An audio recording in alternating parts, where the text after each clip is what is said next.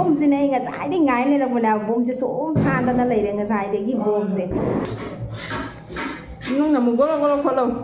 ꯈꯥꯡꯗꯣ ꯑꯩ ꯄꯦꯜꯂꯕꯅꯤ ꯃꯅꯤꯡꯗꯒꯤ ꯕꯣꯝ ꯈꯔ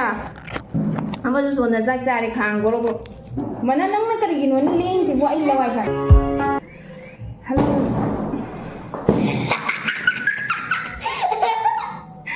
ꯃꯌꯥꯝ ꯕꯣꯝꯁꯤꯅ ꯑꯩ ꯉꯁꯥꯏꯗꯩ ꯉꯥꯏ ꯂꯩꯔꯛꯄꯅꯦ ꯕꯣꯝꯁꯦ ꯁꯨꯝ ꯊꯥꯗꯅ ꯂꯩꯔꯦ ꯉꯁꯥꯏꯗꯒꯤ ꯕꯣꯝꯁꯦ ꯕꯣꯝꯒꯤ ꯃꯈꯣꯟꯁꯤꯅ ꯍꯧꯖꯤꯛ ꯄꯨꯡ ꯅꯨꯡꯗꯥꯡꯒꯤ ꯄꯨꯡ 12 ꯇꯥꯔꯦ ꯑꯩꯅ ꯁꯤꯒ ꯃꯨꯛꯕꯥꯡꯁꯦ ꯇꯧꯕꯤ ꯍꯥꯏꯗꯅ ꯀꯌꯥ ꯋꯥꯅ ꯍꯣꯠꯅꯖꯗꯅ ꯁꯤꯒ ꯆꯤꯀꯟ ꯕꯣꯏꯜ ꯂꯩꯔꯦ ꯃꯌꯥꯝ ꯕꯣꯏꯜ ꯃꯈꯣꯟꯁꯦ ꯅꯨꯡꯉꯥꯏꯕ꯭ꯔꯥ ꯀꯔꯤ ꯃꯔꯝꯒꯤ ꯕꯣꯝ ꯊꯥꯔꯤꯅꯣ ꯑꯩ ꯈꯪꯗꯦ ꯉꯁꯤ ꯀꯩ ꯂꯩꯒꯦ ꯈꯪꯗꯦꯕ ꯉꯁꯥꯏꯗꯒꯤ ꯊꯥꯒꯠꯂꯛꯏꯅꯦ ꯑꯩ ꯄꯨꯡꯈꯥꯏ ꯑꯃꯅꯤ ꯉꯥꯏꯅ ꯂꯩꯈꯠꯂꯛꯏꯁꯦ ꯑꯗꯣ ꯃꯌꯥꯝ ꯚꯤꯗꯤꯑꯣꯁꯦ ꯍꯧꯖꯔꯒꯦ ꯕꯣꯝ ꯃꯔꯛꯇ ꯑꯗꯨꯝ ꯃꯨꯛꯕꯥꯡ ꯇꯧꯖꯔꯛꯑꯒꯦ ꯆꯤꯀꯟ ꯆꯥꯖꯔꯛꯑꯣ ꯍꯥꯏꯕꯗꯣ ꯉꯁꯤꯗꯤ ꯆꯥꯖꯔꯛꯑꯒꯦ ꯑꯗꯣ ꯕꯣꯏꯜ ꯑꯊꯣꯡꯕꯗꯤ ꯅꯠꯆꯗ꯭ꯔꯦ ꯑꯗꯨꯝ ꯕꯣꯏꯜ ꯑꯣꯏꯅ ꯇꯧꯔꯦꯀꯣ ꯑꯗꯣ ꯉꯁꯤꯒꯤ ꯚꯤꯗꯤꯑꯣꯁꯤꯗꯤ ꯑꯗꯣ ꯃꯌꯥꯝ welcome back to my channel ꯑꯗꯣ ꯃꯌꯥꯝ ꯆꯤꯀꯟ ꯕꯣꯏꯜ ꯂꯩꯔꯦ ꯑꯗꯒꯤ ꯁꯤꯅ ꯃꯀꯟꯅꯦꯕꯀꯣ ꯃꯀꯟ ꯑꯉꯧꯕ ꯂꯩꯔꯦ ꯁꯤꯒꯅ ꯊꯕꯤꯒ ꯑꯗꯒꯤ ꯀꯦꯔꯣꯠꯀ ꯂꯩꯔꯦ ꯑꯁꯤꯅꯤ ꯃꯌꯥꯝ ꯃꯇꯝ ꯀꯨꯏꯔꯕꯒꯤ ꯃꯇꯨꯡꯗ ꯉꯁꯤ ꯆꯥꯔꯛꯇꯣꯏꯅꯦ ꯅꯍꯥꯟꯈꯩꯗꯤ ꯑꯩꯈꯣꯏ ꯌꯨꯝ ꯃꯥꯡꯅ ꯂꯩꯕꯅꯤꯅ ꯆꯥꯕ ꯐꯪꯗꯅ ꯂꯩꯕꯅꯦꯕꯀꯣ ꯑꯗꯒꯤ ꯃꯥꯒꯤꯁꯨ ꯃꯇꯝ ꯂꯩꯇꯕ ꯆꯠꯄꯒꯤ ꯂꯩꯕꯒꯤꯀꯣ ꯑꯗꯨꯅ ꯉꯁꯤꯗꯤ ꯂꯧꯔꯨꯔꯦ ꯑꯗꯣ ꯆꯥꯔꯛꯑꯒꯦ ꯃꯌꯥꯝ ꯍꯥꯎꯏ ꯍꯥꯎꯇꯦ ꯍꯥꯏꯖꯔꯛꯀꯦ ꯑꯗꯣ ꯆꯤꯀꯟꯁꯦ ꯊꯣꯡꯕꯗꯒꯤꯗꯤ ꯕꯣꯏꯜꯁꯤꯅ ꯍꯦꯟꯅ ꯍꯥꯎꯋꯦꯕꯀꯣ ꯁꯅꯥ ꯅꯪꯆꯣ ꯆꯤꯀꯟꯁꯦ ꯊꯣꯡꯕ ꯕꯣꯝꯅꯒ ꯈꯔ ꯅꯪꯅꯒ ꯈꯔ ꯂꯥꯡꯁꯤꯜꯂꯛꯄꯒ ꯑꯩꯅꯦ ꯂꯋꯥꯏ ꯁꯥꯔꯦ ꯑꯗꯣ ꯃꯌꯥꯝ ꯊꯦꯡꯊꯕ ꯂꯩꯇꯅ ꯍꯧꯖꯔꯛꯑꯒꯦ ꯂꯩꯔꯦ ꯈꯔꯗꯤ ꯑꯗꯨꯝ ꯕꯣꯏꯜ ꯑꯣꯏꯕꯅꯤꯅꯅꯦ ꯈꯔꯗꯤ ꯑꯗꯨꯝ ꯇꯣꯏꯔꯦꯕꯀꯣ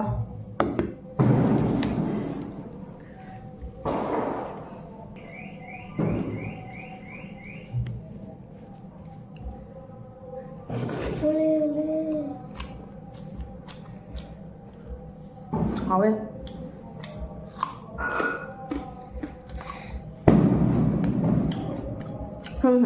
나도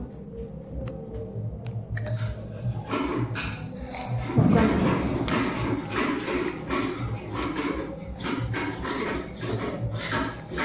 nung namo golo golo kholo khangdo ai pillabani maningdagi bom khara amaju sona jak jare khang golo golo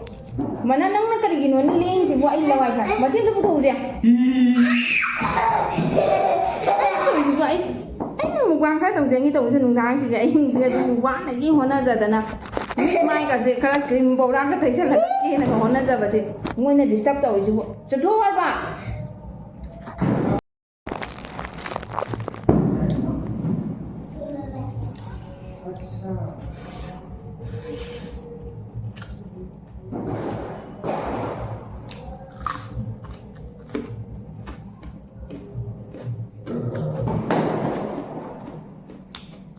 농항 다 잘라서는 뭐 없냐?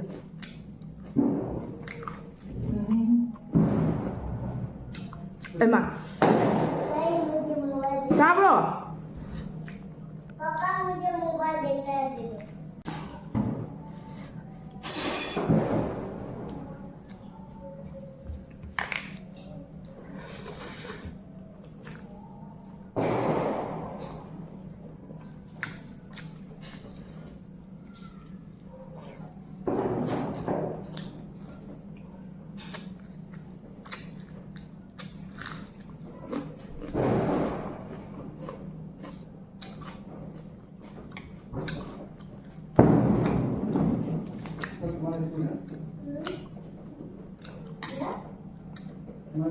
Mà nhưng mà cái ngầu thì đi làm hầu gì vậy?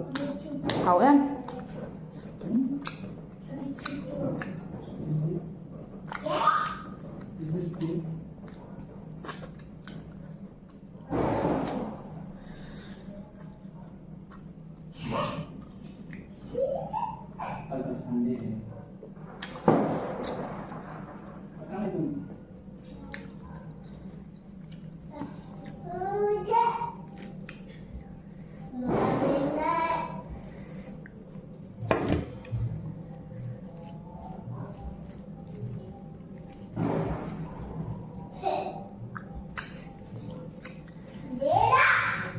Phi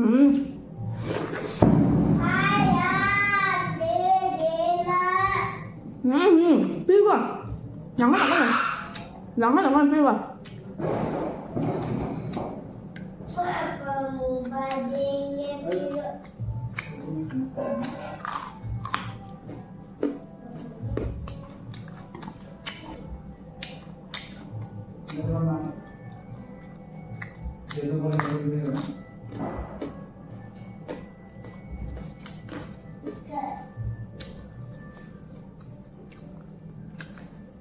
Dù hôm nay cái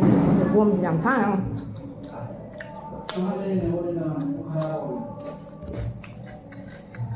खराब हो गया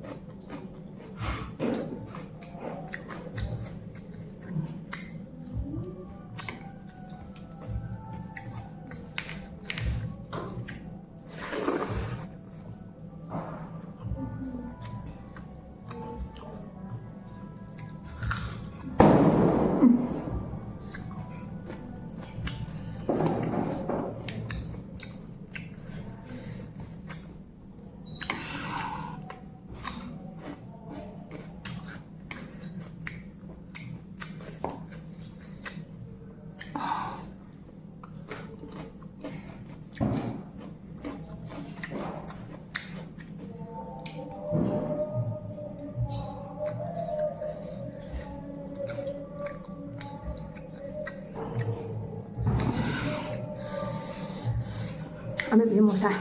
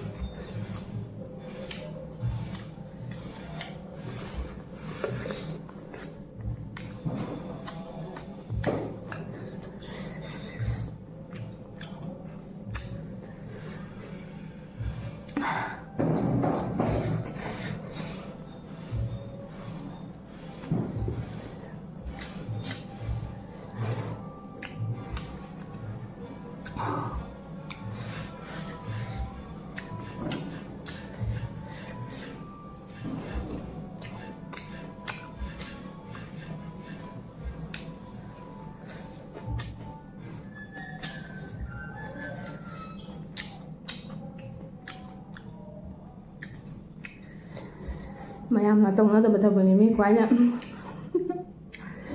mukbang ta baja maning daga khanjal la khochal laga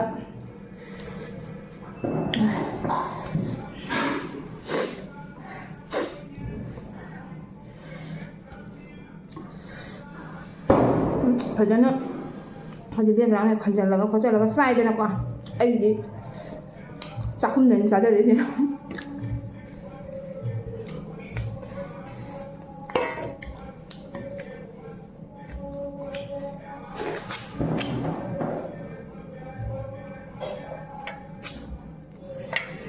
mỗi chỗ có ngoài trời thôi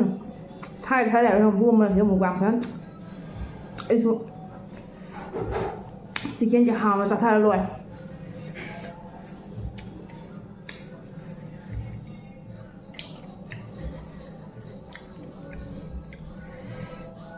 hôm nào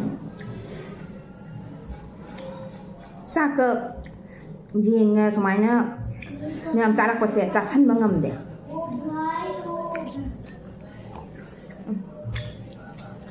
ốc chân lật rồi hả mà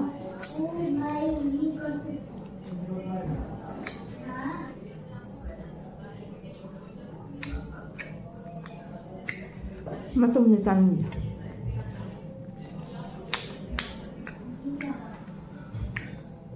makan jadi kuah nih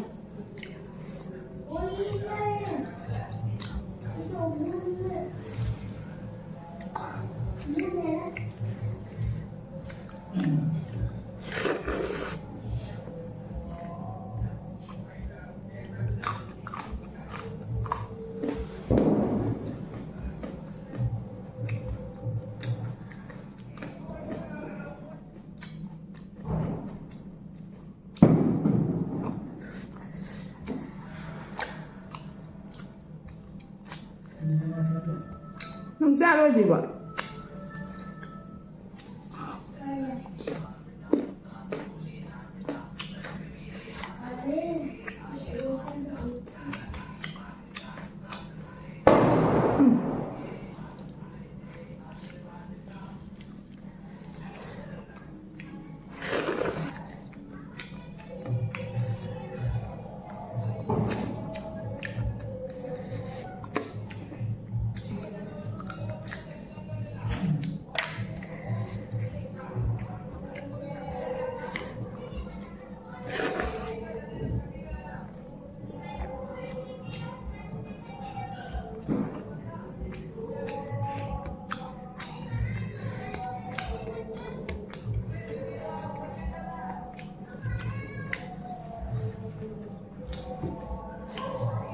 anh ngâm ra sao thì gì làm cho săn bao ngâm đẹp không cái ông xã mà thằng tận này bụng sẹo à gì wow